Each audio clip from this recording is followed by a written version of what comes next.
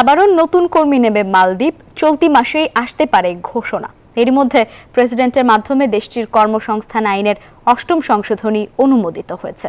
সরকারের কোটা পদ্ধতির সংশোধনে পুনরায় আশার আলো দেখছেন প্রবাসীরা। তবে আগ্রহী কর্মীদের যাচাই বাছাইয়ের মাধ্যমে মালদ্বীপে যাওয়ার আহ্বান মালদ্বীপ হাই কমিশনের। মালদ্বীপ থেকে ইমরান তালুকদারের তথ্য ও ছবিতে ডেস্ক রিপোর্ট। গেল ডিসেম্বরে ভিসা চালুর ৩ মাস পরই বাংলাদেশ থেকে কর্মী নিয়োগ স্থগিত করে মালদ্বীপ। বাংলাদেশি কর্মীরা মালদ্বীপে কাজ করতে আগ্রহী হলেও দেশটির সরকারের নির্ধারিত কোটা পদ্ধতি বাধা হয়ে দাঁড়ায়। এনজিওর কিস্তি প্রথমবার বিকাশ পেমেন্ট করলেই ২০ টাকা ইনস্ট্যান্ট ক্যাশব্যাক। মালদ্বীপের আইনে দেশ প্রতি বরাদ্দ ছিল ১ লাখ কর্মী, সেই অনুযায়ী কর্মী পাঠায় বাংলাদেশ।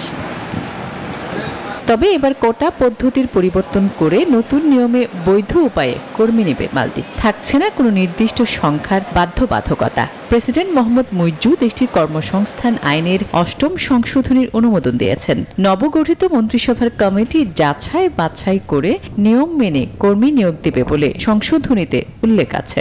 বাংলাদেশ সরকারের কাছে একটা আবেদন করবো কি যারা মালদ্বীপ আছে তারা যেন অবশ্যই মেন পাওয়ার যে কার্ডটা এটা যেন কইরা প্রকৃতভাবে বৈধভাবে এখানে আসে। কোম্পানির নামে আসবেন, কেউ ফ্রি ভিসা আসবেন না। ফ্রি ভিসা বলতে কোনো কোটা নাই। আর যারাই মালদ্বীপে আসবেন তারা বাংলাদেশ থেকে মেন পাওয়ার করে তারপরে আসবেন।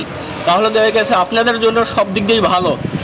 আর না হয় দেখা গেছে মালদ্বীপে আসলে ভোগান্তির কোনো শেষ নাই। শ্রমিকদের বেতনের অনিয়মের পাশাপাশি স্থানীয় কোম্পানিগুলো অবৈধভাবে কোনো সাহায্য নিলে গুনতে হবে ৫০,০০০ রুপিয়া জরিমানা।